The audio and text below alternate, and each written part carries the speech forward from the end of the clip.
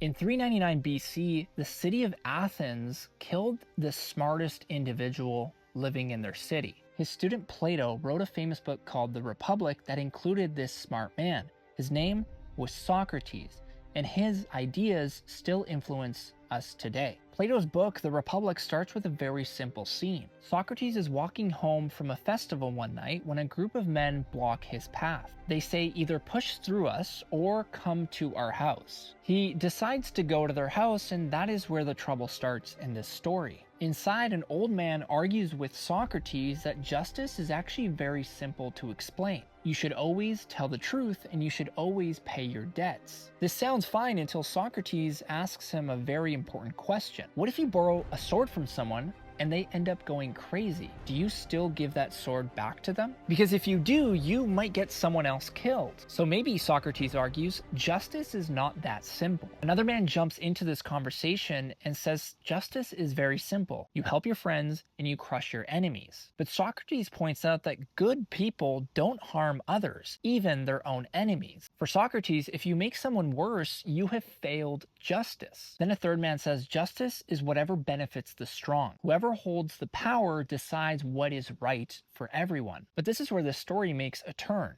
because Socrates starts breaking down that very viewpoint. See, for Socrates, he says if a leader does not know what good truly is, he will create laws that will harm others, including themselves. Real knowledge, according to Socrates, serves others, not yourself. A true leader protects their people, just like how a doctor protects their patient. By the end of it, that third man that said justice is power is silent. He feels like he's lost the argument. But Socrates has not just won this simple argument, he starts making everybody question their very idea of what justice truly means for them. That is why the Republic, specifically this first section, is so important. It makes us question what our very idea of justice even is.